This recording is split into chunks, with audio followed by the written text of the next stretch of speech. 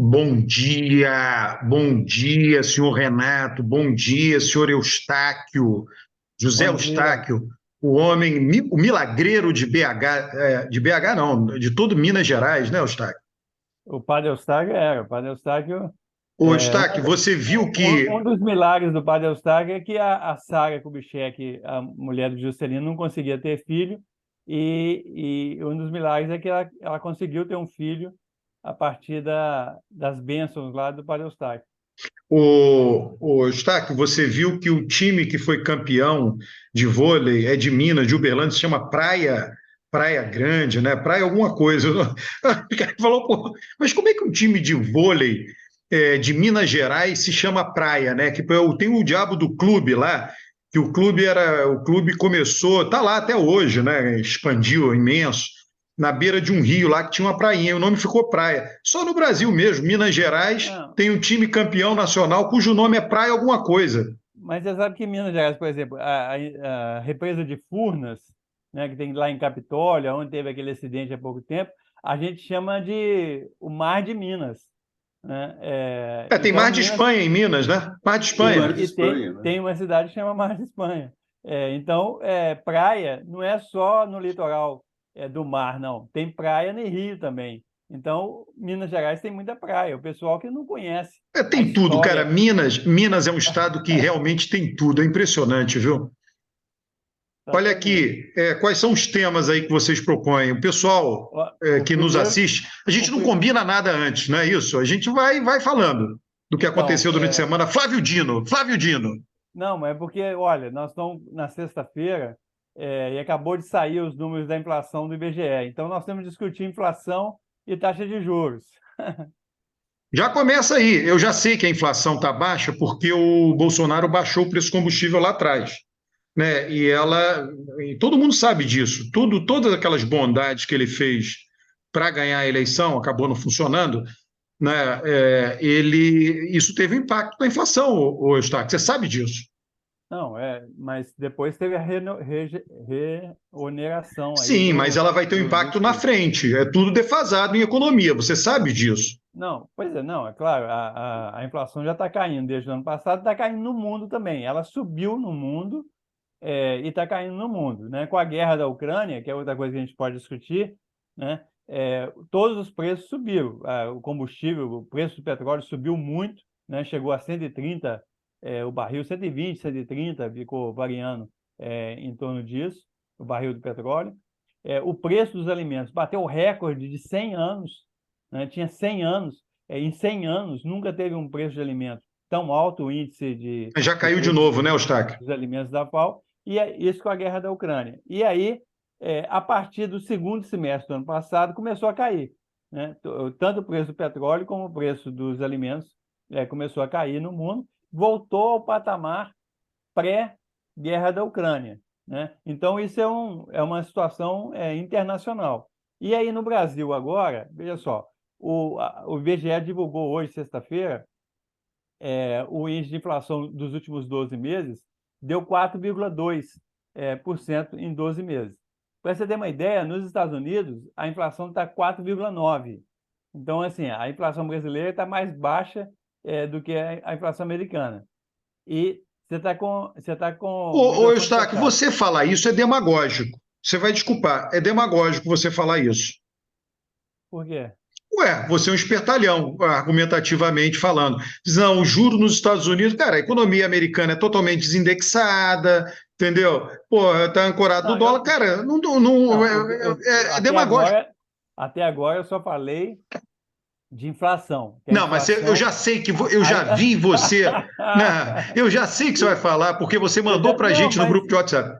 mas mas é uma coisa evidente. É o seguinte, a inflação do Brasil está mais baixa do que a inflação dos Estados Unidos, e a taxa de juros nos Estados Unidos é entre 5 e 5,25, e a do Brasil é 13,75.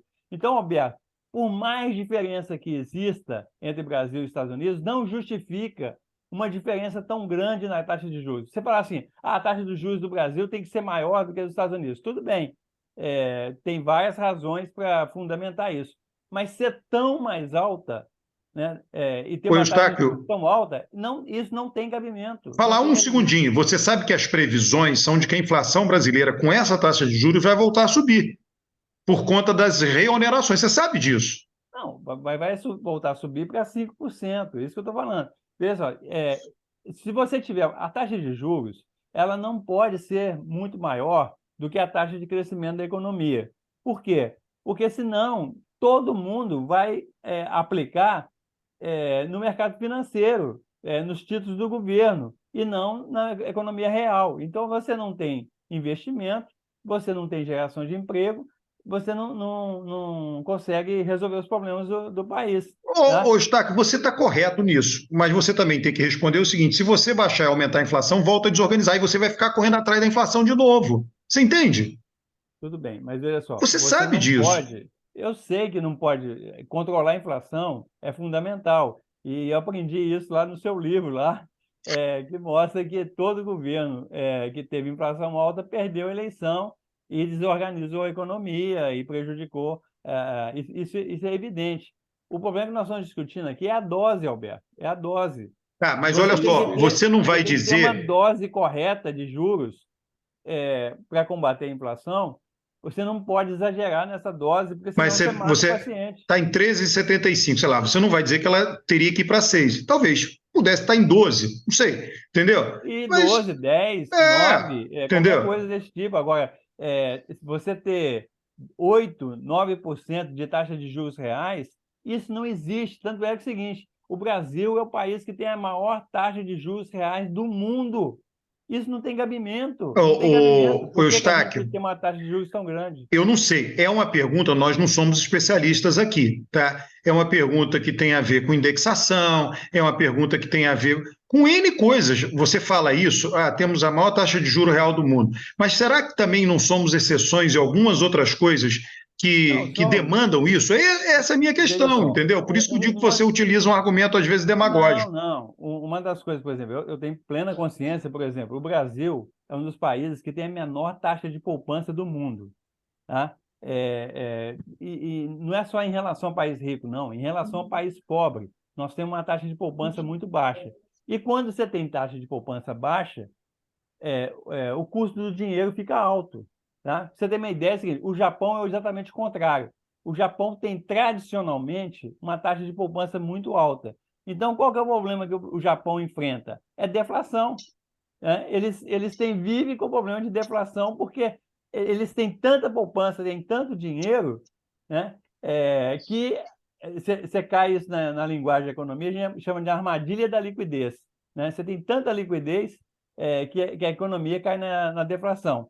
Tá? Então, assim, isso é um problema estrutural do Brasil. Taxa de poupança muito baixa, consequentemente, taxa de investimento muito baixa, e isso dificulta você resolver os problemas do país, tanto os problemas sociais, problemas econômicos, de infraestrutura, e inclusive do meio ambiente.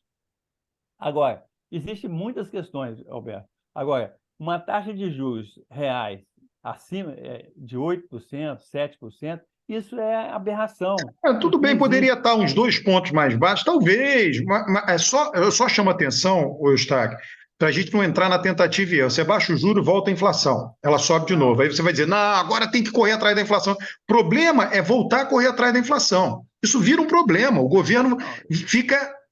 Cara, a inflação é a pior coisa que tem. De tudo, o pior que tem é a inflação. não, eu concordo com você, é o seguinte, que tem que ter Tá, por exemplo, tá mudo aí, Renato.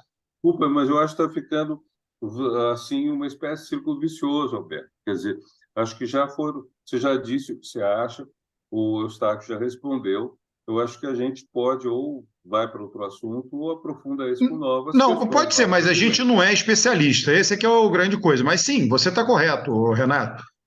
Uhum. A gente não é especialista. Você põe aqui, né, um especialista, ele vai explicar por que que o nosso juro é alto, enfim.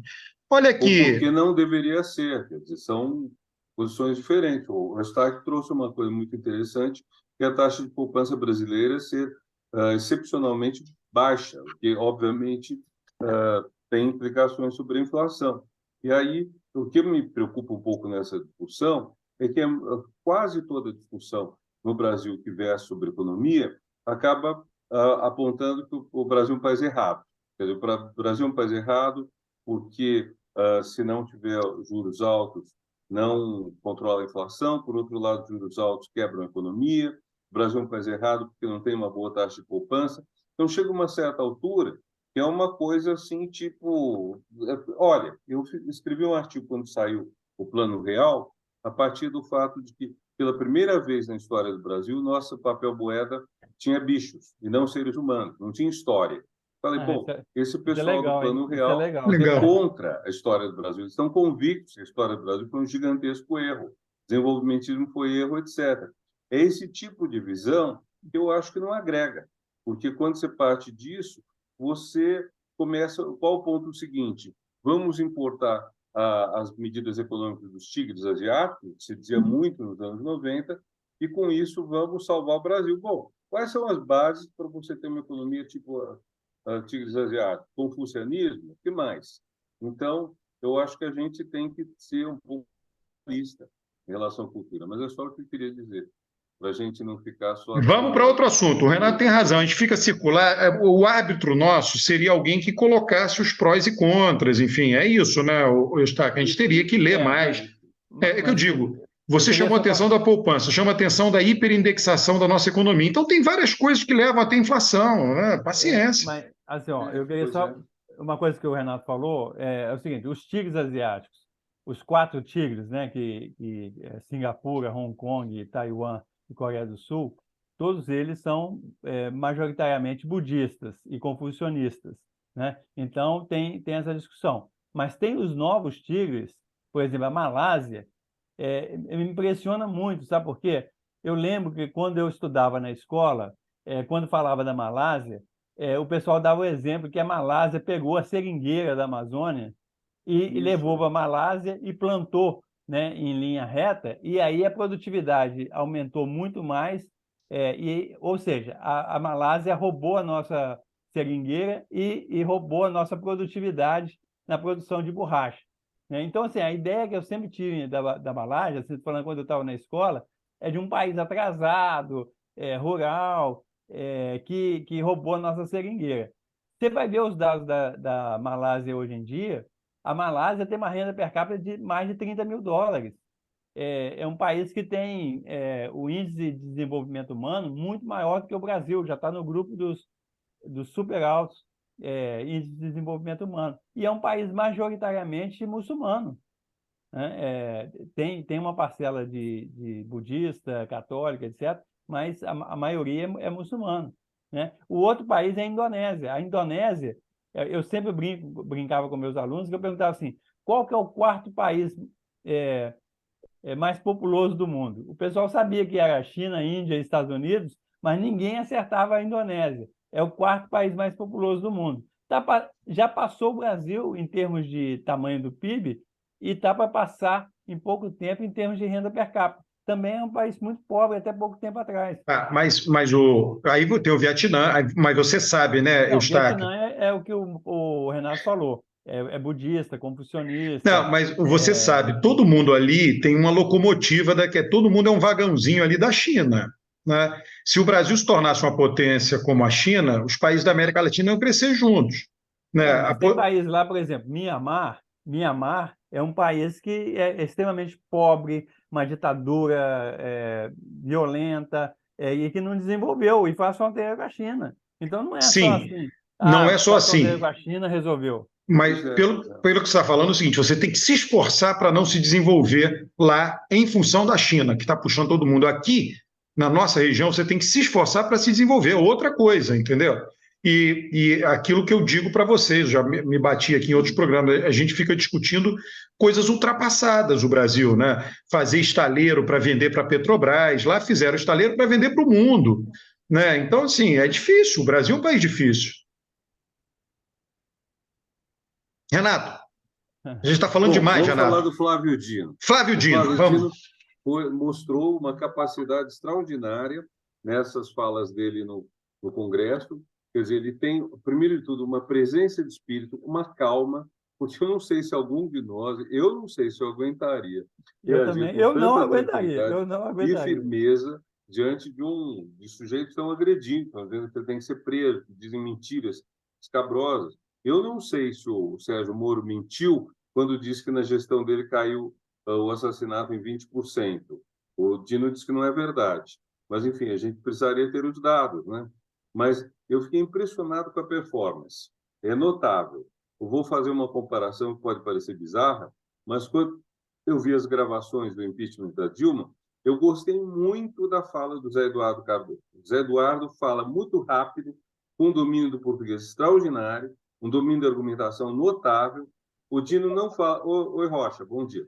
O Dino Bom não dia. fala tão rápido, mas também tem esse raciocínio muito rápido. Eu até acho bom eu comparar dois ministros da Justiça, porque como o Zé Eduardo perdeu a parada no processo do impeachment, e o Dino está tendo uma vitória moral agora, eu acho que é interessante notar, são duas pessoas, talvez fosse simplesmente o contexto, talvez hoje o Zé Eduardo fosse igualmente capaz, se bem que eu acho que o Dino tem uma capacidade enfim, de defesa e ataque, e talvez o Zé Eduardo é uma pessoa mais pacata, menos agressiva, talvez. O Dino não conseguiu juntar um conteúdo agressivo com uma forma absolutamente bonachão. Ele é bonachão, eu falo isso sempre. Bonachão. Ele é bonachão, é aquele gordinho bonachão. Né, que muitos gordinhos são assim, você já viu, tem um certo... E detalhe, o Renato, tem uma coisa interessante do Dino, é o sotaque nordestino, né, que é raramente no Brasil você vê uma discussão de elite com sotaque nordestino colocando no bolso os sotaques do Sul. Né? Isso daí é algo absolutamente inacreditável.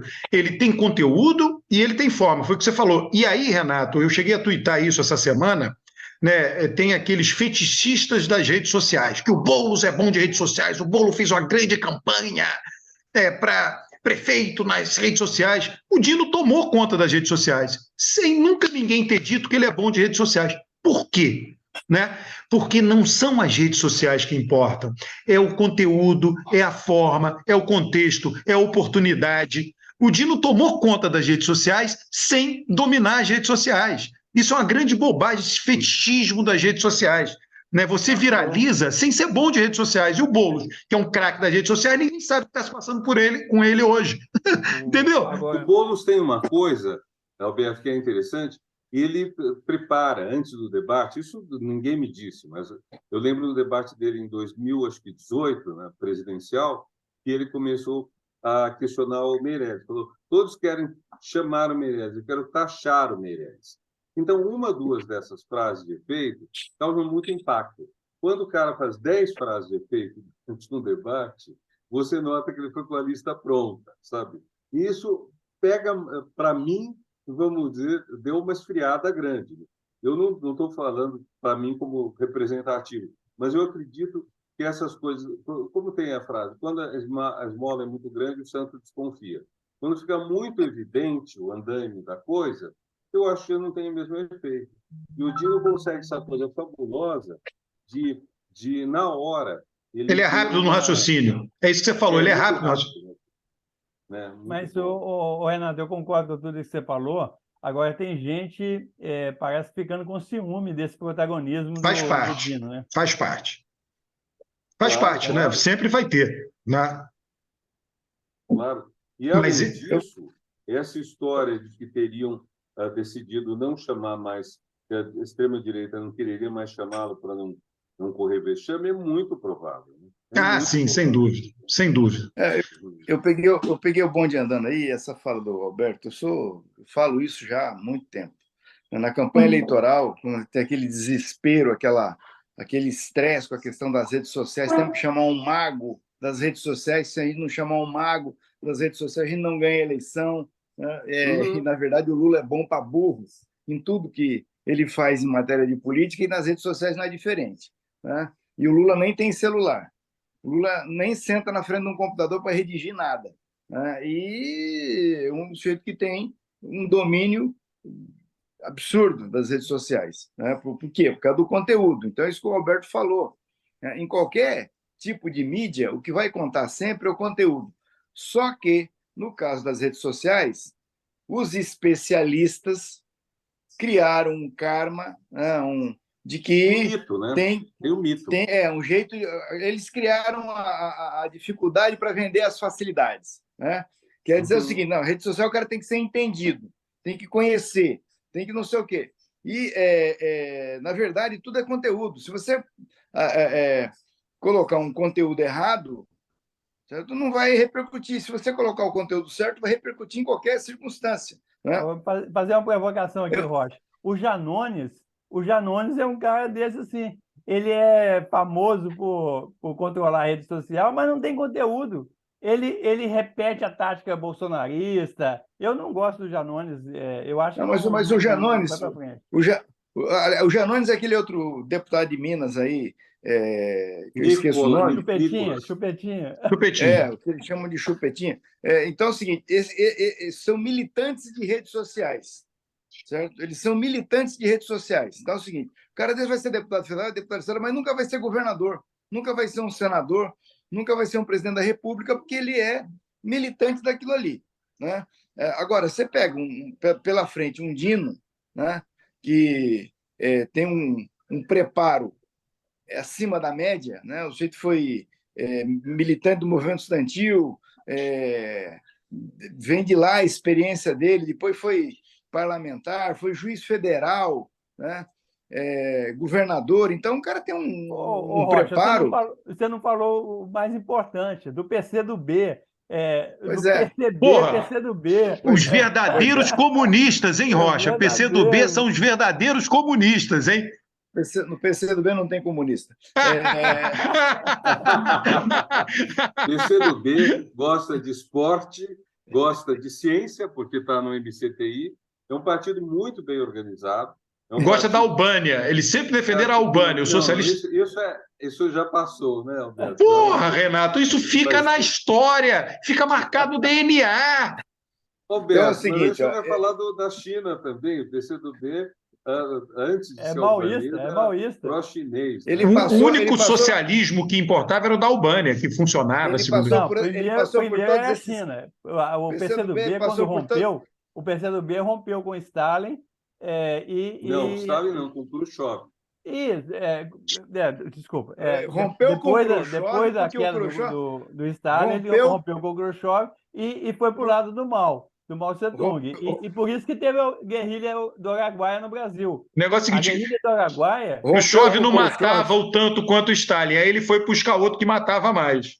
Exatamente. O Khrushchev deve ter ficado muito sem dormir quando o PCdoB rompeu. Fez uma diferença imensa para ele. Mas vamos voltar um pouquinho. O que é o segredo do Dino? O Dino é uma pessoa que tem uma calma muito grande. Sim. Ele consegue, tem um raciocínio muito rápido. Muito. Ele consegue introduzir um elemento de ironia, talvez sarcasmo, até que é mais duro. Professor Renato, é o seguinte... Deixa eu só terminar, Rocha. Ele consegue introduzir sarcasmo. Então, quando ele diz, eu sou um juiz que nunca teve uma decisão anulada, eu sou um juiz que nunca fez conluio com o Ministério Público, ele fere o Moro. E por que o Moro não consegue revidar? Acho que esse ponto é interessante. Porque 5, 6 anos atrás, 10 anos atrás, o Moro era o herói nacional. O Moro tinha a mesma voz de marreco, o mesmo português claudicante, e era um herói nacional. Eu tenho a impressão que o Moro era esse herói, não só porque o momento político pedia que a direita tivesse uma pessoa desse tipo, mas também ele não falava muito. Não lembro dele falar, da voz dele soltar, não lembro de situações em que ele fosse submetido ao contraditório. O Dino cresce no contraditório. O Moro murcha. Quer dizer, ele fala lá aquelas coisas, eu estou sendo ofendido, estou sendo debochado, coisa assim, e num instante o outro janta. Até tem brincadeira, comer marreco faz mal, faz bem para a saúde, sei lá. Desculpe, Rocha, fala. Você deve ser quem conhece melhor o Sérgio Moro. Eu ia só complementar a sua fala dizendo o seguinte: o Dino é um repentista. A pior coisa que você pode fazer é se meter numa discussão com um repentista. Você vai se quebrar a cara, não tem como você ganhar. um repentista. O Dino é um repentista. O Dino veio visitar o Lula aqui em Curitiba mais de uma vez, acho que 3 ou 4 vezes, certo? E estava naquela dúvida de se saía do PCdoB e tal. Eu conversei com ele e disse ele o seguinte: você tem que entrar no PT, certo? Porque você é um quadro que pode ser candidato a presidente da República, né? É uma alternativa que tem para a esquerda, no campo da progressista, de ser candidato a presidente da República. E tem que entrar no PT. Como eu falei para o Boulos também, quando ele veio aqui visitar o Lula, não, você tem que entrar no PT, porque você é um quadro que pode ser presidente da República. E eu não vejo como, nos próximos anos, nas próximas décadas, que a esquerda possa gerar um presidente da República fora dos quadros do PT. Isso nunca vai ter. Eu vejo, Rocha. Eu vejo. Eu acho que... Desculpa, mas assim, eu lembro a primeira vez, talvez, conversei pessoalmente com o Lula, foi no ano 2000, com o Paulo Vanuto, que tinha sido meu aluno, e eu tinha levantado uma questão a partir das eleições, desde que começou a ser simultâneo para governador e presidente, e que no segundo turno, a esquerda antiga, quer dizer, PT e PSDB, aqueles que eram contra a ditadura, se uniam contra o PFL, etc. Então, eram alianças diferentes nos estados, que eram alianças mais à esquerda, e na União, em que o PFL e o PSDB estavam unidos. E eu comentei com o Paulo Vanuto que achava que a gente devia aprender um pouco a Alemanha, porque na Alemanha tem isso. Você tem uma aliança no plano federal que não é a mesma nos estaduais. Então, eu fui levado lá para conversar com o Lula, e o Lula disse uma coisa, que ele queria fazer alianças e que achava que o PT não precisava ser sempre cabeça de aliança. E eu queria aproveitar para lembrar a entrevista do Stedley, que saiu hoje, que eu achei uma entrevista muito boa, um homem realmente inteligente. Eu não penso no Stedley como presidenciável, não é isso.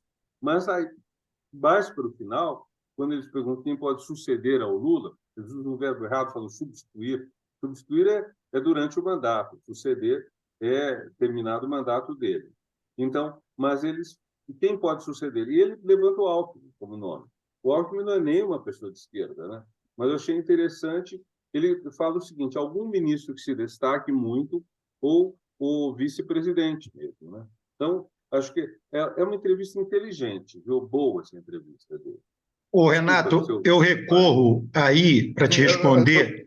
Peraí, só uma coisinha, Rocha, é muito rápido. Eu recorro aí para te responder a sociologia das organizações. O PT é uma organização grande, né? Se uma organização grande, o Lula pode dizer o que for, não vai ter candidato, ele não aguenta isso diante da sociologia das organizações. Se uma organização grande não tem candidato, ela se desmancha, ela se quebra. Então, eu não acho que tenha, no curto prazo, a menor chance do PT não ter um candidato próprio, por conta disso, por uma questão de sobrevivência organizacional. É o que está acontecendo em Rocha, Alberto, é o que está acontecendo na Prefeitura de São Paulo, né? Sim. O PT quer um candidato e não está querendo apoiar o Mas é diferente. Mas é mais ou menos. Tem essa pressão da sociologia que você decorre disso. Então, você fragmenta o partido. Se o PT não tiver um candidato nacional, cada seção do PT vai apoiar um candidato. Isso é péssimo para a saúde do partido, da organização. Então, ele tem que ter. E entendo, ele terá o voto do Nordeste que o coloca no segundo turno. Então, olha, esquece. Assim, eu digo isso, Alberto, que eu disse aí, por uma questão bem simples. O meu raciocínio é muito simples.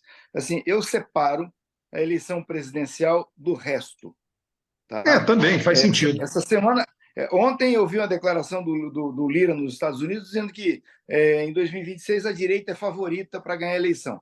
Por que ele está dizendo isso? Está dizendo que a direita controla o Congresso, certo? Como se o Congresso tivesse uma relação automática com a eleição presidencial. Não tem, isso é um erro, certo? O PL é capaz de ter 90 deputados no Congresso e não eleger o presidente da República, né? O União Brasil é capaz de ter 80 deputados, 70 deputados no Congresso Nacional e nem ter candidato a presidente da República. Então, essa é a primeira questão. Quando o povo vota para o deputado, a lógica dele não é a lógica de quando ele vota para o presidente da República. É diferente, né? Por isso o professor tem razão quando ele lembra a Alemanha, porque aqui no Brasil, de fato, isso acontece. As alianças estaduais, apesar de todo o regramento que nós criamos, elas continuam não vinculadas à eleição presidencial.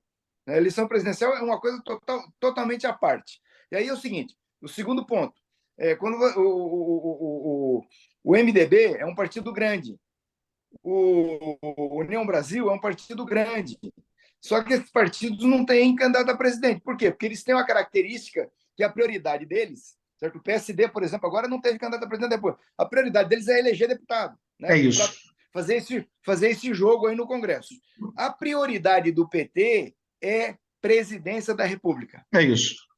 É isso. E aí é o seguinte, por isso que eu digo que é dificuldade, aí eu digo que o Alberto tem razão por essas razões, porque o PT não vai abrir mão da cabeça de chapa na eleição presidencial. Impossível. Na eleição presidencial, ele abre mão lá na Prefeitura de São Paulo, lá no Rio. Mas mesmo o mas Rocha, na eleição presidencial não abre mão. Então, mas essa lógica da presidencial se aplica um pouco a São Paulo, né? Eu entendo o que você está falando, mas se aplica porque São Paulo é a espinha dorsal política do partido. Então é difícil o PT não ter candidato a governo e a prefeitura. Tudo bem, Alberto, mas o PT não tem o governador de São Paulo, o PT não tem o prefeito de São Paulo, e isso aí não é prioridade na vida do PT, porque o PT está preocupado com 2026 na eleição presidencial. Então, se para ele for vantagem abrir mão da Prefeitura de São Paulo em prol de uma situação melhor, sem dúvida. Entendeu? Ele vai fazer. Claro, agora, ele não vai abrir mão de uma candidatura do Boulos para presidente da República ou do Flávio Dino para a presidência da República em detrimento de um quadro dele. Isso impossível. Não vai acontecer. Então, isso é isso que eu digo. Esses caras têm que mudar de partido. Esses caras têm que mudar de partido. O melhor seria o Dino, assim, olhando racionalmente o quadro, o melhor do ponto de vista da esquerda, né? Olhando, seria melhor o Dino e o Boulos dentro do PT. Né? É isso que eu. Assim, é uma coisa ideal, meio poliana, mas é isso. Ô, Rocha, quando o Marcelo Freixo foi para o PSB, eu escrevi no Twitter, esse é o penúltimo partido do Marcelo Freixo. O último vai ser o PT. Claro, porra, é óbvio, porque o PT tem uma força gravitacional enorme. Né? Você tem vários corpos celestes de esquerda, o PT é o maior de todos, então ele vai atrair os outros corpos, não tem jeito. Ele cometeu 2 erros, o Marcelo Freixo, eu não moro no Rio, eu só leio, acompanho de longe. 2 erros. O primeiro foi não ter se filiado ao PT. O segundo, por não ter sentado com o prefeito do Rio, certo? E combinado o jogo com o prefeito do Rio. Tá certo? Ele podia até ser vice num candidato indicado pelo prefeito do Rio, mas o cara que tinha que comandar o Manche, sentar lá na cabine e dirigir a nau, era o prefeito do Rio nessa eleição. Então, foram 2 erros. Agora ele corrige, indo para o PT, que eu acho que devia ter ido logo. Sim. Não fazia sentido, porque esses partidos, o PSOL ainda vai ter que rodar muito, certo? Para conseguir se qualificar. Eu não sei se consegue, a cláusula vai tornando mais demandante, vai criar um problema para o PSOL, tá? O PSOL ele faz sentido sendo um grupo dentro do PT, como o PCdoB também, só que eles preferem, né, em vez de eles partilharem, eu digo assim, em vez de eles partilharem, né, a propriedade de um grande terreno, eles preferem ter um quintalzinho com a churrasqueirinha deles que diz, aqui quem faz o churrasco sou eu. Cara, basicamente isso, porra. Então é o seguinte, quem gosta de miséria é a esquerda. O Roberto tem uma frase muito boa que usou no debate que a gente teve no Valor Econômico anos atrás. No Brasil, cada um quer ter um partido para chamar de seu.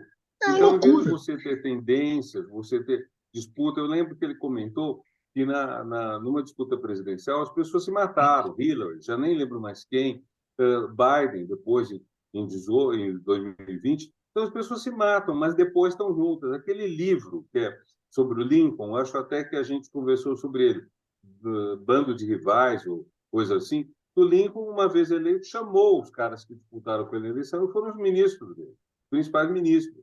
E essa é uma falha terrível, porque a gente poderia ter alguns grandes partidos com tendências, com brigas, e seriam grandes partidos, primeiro. E segunda coisa, a gente conheceria melhor essa história do conflito não antagônico. Quer dizer, você tem um conflito antagônico com o outro lado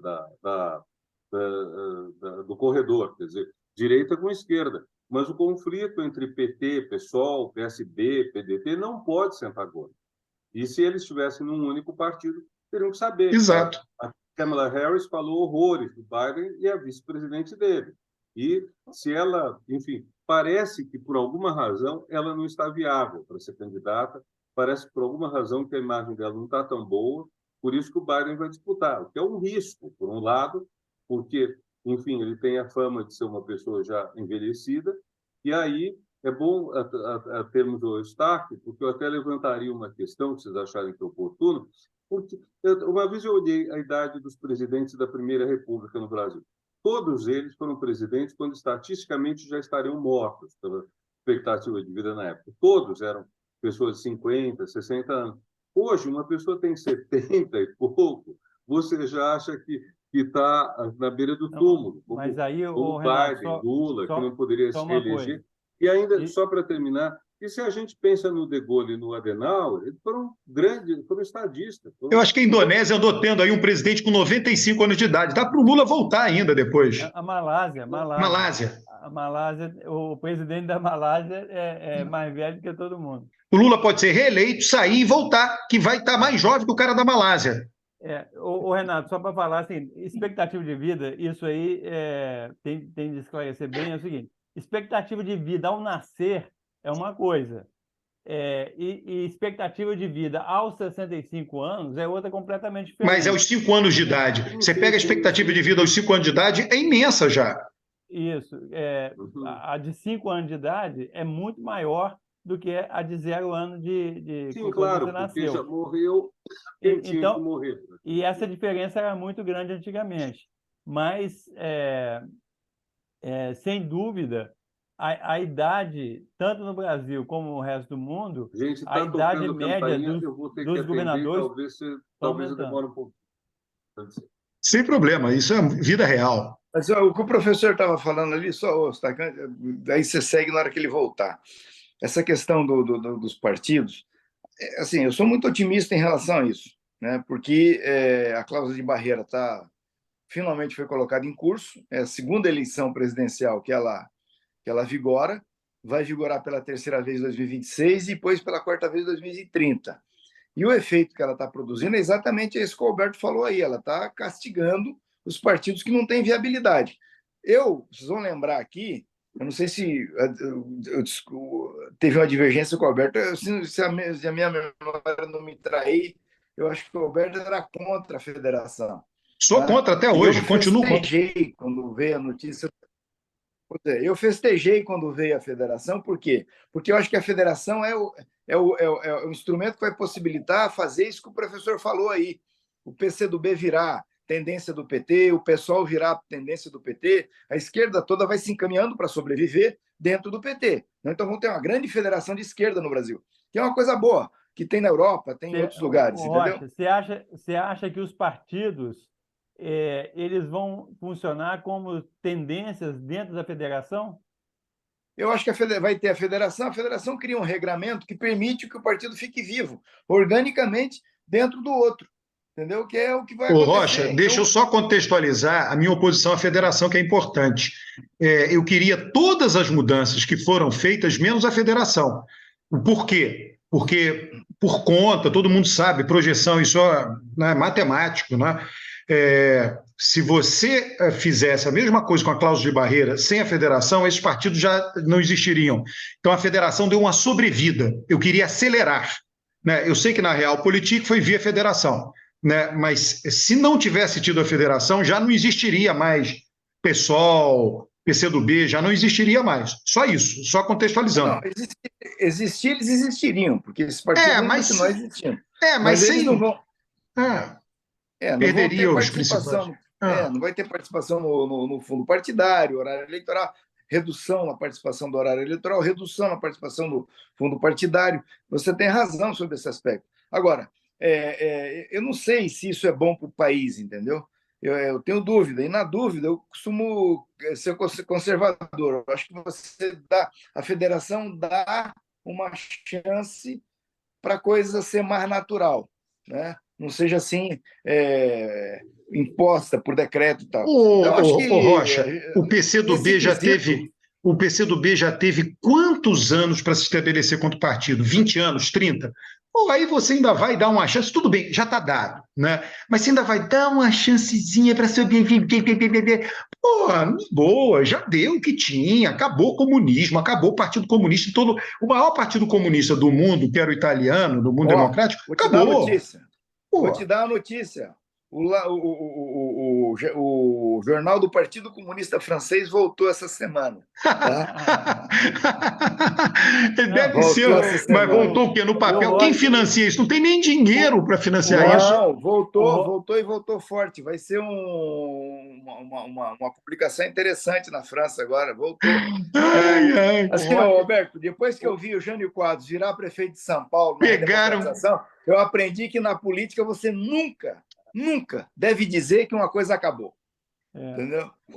E o Rocha foi em Portugal. É impressionante lá em Portugal, né? Todo lugar você tem Partido Comunista Português, né? Nas ruas, nas placas, em todo lugar. Eu fui na manifestação do dia 25 de abril e acompanhei, desci a pé toda a avenida lá, e aí chegou num momento, eu passei na frente da sede do Partido Socialista, daqui a pouco eu olhei à esquerda, assim, estava lá a sede do Partido Comunista, até fiz uma foto na frente com a bandeira, foi-se um martelo e tudo. O partido está lá, né? E o partido tem 12, 13 deputados no Congresso, foi mal na última eleição, mas nada indica que não possa se recuperar. Rocha, eu vou comprar no mercado correto, não nesses mercados, né, que tem o mercado ilegal. Eu vou comprar um fóssil para você. Para você ter um fóssil de verdade em casa, pô. Você fica achando esses fósseis aí. Roberto, porra, eu vou arrumar um fóssil lá do Ceará, legalizado, Roberto, vou te dar de presente. O fóssil é a língua do Fukuyama. Virou fóssil. Não, que diz que tudo tinha acabado. A língua dele virou fóssil. Você resolveu aplicar a paleontologia ao mundo partidário. Né? Vamos pegar a paleontologia de verdade, um objeto decorativo para sua casa, né? Um fóssil bacana de uma ave lá pré-histórica ali do Ceará, de um mercado totalmente legalizado, sem aquelas contrabandos. A China está aí desmentindo você. O Rocha, mas é só para falar do Fukuyama. O Fukuyama bebeu na mesma fonte do Marx, que é o Hegel. Né? O Hegel falava em fim da história. Cara. Então Só que o Marx mudou o mundo, né? Mudou um papel extraordinário. Esse Fukuyama... O que ele mudou, né, Rocha, eu sempre digo, o que ele mudou principalmente foi a vida daqueles assassinados em nome dele, né? Que está lá na Rússia, né, na União Soviética, ali mudou. Os caras perderam a vida por causa do que ele inventou. O Roberto está se transformando num anticomunista de punhos Não. Eu sou um verdadeiro liberal. Para um verdadeiro liberal, a vida humana está em primeiro lugar. Para os autoritários, não. Mata porque tem um sistema que é melhor. Não é o caso. Os liberais não matam. Os liberais nunca mataram ninguém no mundo. Nunca fizeram guerra, nunca mataram ninguém. São inocentes. São o verdadeiro liberal é um defensor da vida. Tem que ser criticado todo mundo que passa por cima da vida humana. Olha aqui, o Rocha, o Renato saiu. Quando começou aqui, o Eustáquio chamou a atenção, ele tem uma reunião aí, né, porque 10h30, né, o Eustáquio é envolvido com grandes questões nacionais. O Eustáquio é um personagem da República. Você, Rocha, também né? Não, aqui nós estamos diante de personagens da República, não é isso? O Eustáquio eu não sou, não. Você é um personagem. O Renato eu também não sou, não. Todo mundo tira o corpo fora, só personagens da República, tá? E o Eustáquio está envolvido com grandes questões. Não é isso, não. Não. É que o IBGE está avaliando os dados para divulgar os dados do censo ano que vem. Então, ano que vem? Não vai ser esse ano? Mês que vem. Ufa. Mês que vem. O Eustáquio. Você viu que saiu na Folha de São Paulo, em algum lugar, uma análise sobre essas confusões que estão tendo aí e tal, e o Rui Costa meio irritado com as fofocas, com as coisas palacianas, né, que estão expondo ele. Aí a matéria fala que o presidente diz que ele está fortalecido, que ele é a Dilma de calças. Meu Deus! Faltou a matéria colocar que o próximo cargo dele é no BRICS. Meu Deus, Dilma de calça, aí foi para matar o cara. Mas, Roberto, assim, só antes de terminar esse negócio, como é que está esse negócio? O governo está enfraquecido no Congresso, está tendo muita derrota. Tá. Cara, né? olha, todo mundo sabe, está perdendo as votações e está recebendo mensagens, né? Quais A votações conversa. o governo perdeu? Quais votações o governo O Rocha, veja só, nada está sendo votado, a agenda legislativa Não, está não, não, quero parada. saber. Sim, então, essa Ué, a afirmação que do você marco do fez. saneamento foi importante, ela foi Não, tudo bem, Alberto. avisada. Não, só para a gente contextualizar. Eu ouvi essa afirmação em várias pessoas falando: o governo está perdendo as votações do Congresso. Quais votações o governo perdeu? Bom, Eu vi várias só o seguinte, mudanças do marco eu do vi que legislativo. o Congresso fez várias votações esse ano. E foi assim, nome de rua, nome de... Eu nem sei se foi aprovada a só mudança. besteira, só É, besteira. Teve o, Não, é umas o seguinte: 30 essa votações votação, olha, que ó, não, essa não quer semana, dizer nada. Eustáquio, é o seguinte: essa semana passada nós discutimos isso aqui, certo? Eu disse o seguinte: que esse projeto do marco do saneamento ele atende aos interesses do capital privado que está Você incluso. não está Peraí, fazendo a análise correta, deixa eu totalmente, terminar, totalmente errada. deixa, eu- Tende a um deixa, lobby eu- baiano. Todo mundo sabe disso. deixa eu terminar. Não, não, não, não, não tem esse negócio de lobby baiano. É o lobby do capital privado que está incrustado dentro das empresas de saneamento Porra! públicas, cê- tá?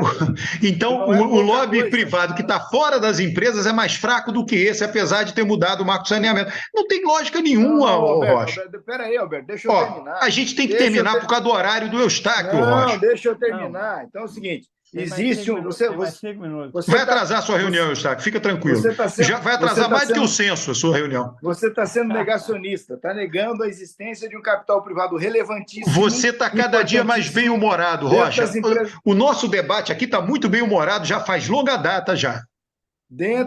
das empresas de Sem o saneamento. Rocha, esse debate não tem graça, ô Eustáquio. Sem o Rocha. Eles,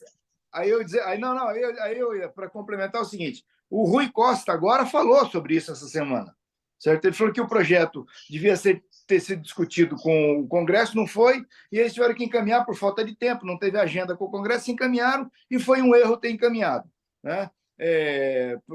Enfim, Mas não tem foi um problema, o erro governo ter. só está começando. Não Sim, tem mas é o problema. seguinte, Está no para dizer, início o governo. Alberto, para dizer para você que esse projeto não é relevante. Então, essa conversa de que o governo está perdendo coisa no Congresso é uma conversa Nada fiada. está sendo votado, ô Rocha, para você ter uma Então, ideia. pronto, Eu não sei se. Não, não mas fala que o governo está perdendo as votações. Mas está perdendo por isso. Não se votar é perder. Veja só, Rocha, eu nem sei o que aconteceu, porque todo governo aprova por decreto a mudança ministerial. Diminuir no ministério, aumentar, e depois o Congresso tem que votar. Cara, isso estava parado, com o governo com dificuldade de votar isso. Eu não sei se foi votado. Há umas 2 semanas atrás era o seguinte: o governo não conseguia votar a mudança da estrutura administrativa. Impressionante isso. não, Impressionante. o que Mas me preocupa, Rocha, não conseguia votar na derrota, Alberto. Isso faz parte do É processo derrota. legislativo. O governo A não não é, decisão é uma não é, decisão. A não não é. decisão é uma decisão.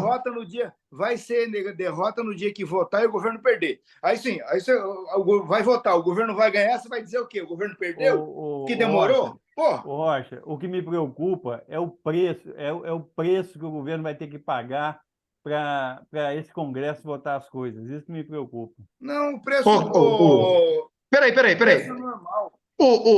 Rocha, vamos deixar ele acabar com o negócio do censo, que o censo está muito atrasado. Fala um pouquinho o que for possível falar aí, Eustáquio, sobre o censo aí, e a gente Não, encerra. não, o censo, o IBGE é o seguinte, é porque tinha uma coisa que ia soltar os dados em abril, em maio, e agora a coisa oficial é que vai ser divulgado 28 de junho, né? Então, o IBGE tá trabalhando os dados, vendo aonde teve problemas que podem ser sanados ainda e acertando o processo para divulgação no mês que vem. Então, é isso que está acontecendo. Atrasou muito, por todas as razões que a gente já sabe, mas agora é inadiável. Mês que vem saem os resultados. Maravilha. Rocha, valeu, hein? Um abraço. Um abraço. Eustáquio, Um abraço. peraí, deixa eu parar de gravar, só um minuto, porra. Gente, deixa eu despedir de vocês. Ah, pessoal. tem que despedir, vai Vou lá. fazer um exame de professor. sangue. Eu tinha que fazer um exame de sangue marcar 10h40, veio mais cedo, né? Você vai dizer, não, volta depois. Mas sabe o que é? Porque o cara sabe que você é sangue bom. Ah, os mosquitos acham. Tá aí, ó. Descobrimos que o professor é um sujeito que dá o sangue na hora. Gente, pena não ter participado do final com vocês. Mas, olha, grande prazer, tudo de bom e... Um abraço. Tchau. Sim, deixa eu contar uma coisa para você. Eu mandei no grupo um artigo que saiu no Le Monde. É a primeira vez que eu vejo no Le Monde, ou na imprensa que eu leio ocidental, Público, El País, Liberação, eu vejo alguma coisa que diz que o pessoal das regiões em disputa na Ucrânia tem gente que é a favor da Rússia. Até marquei isso, é a primeira vez.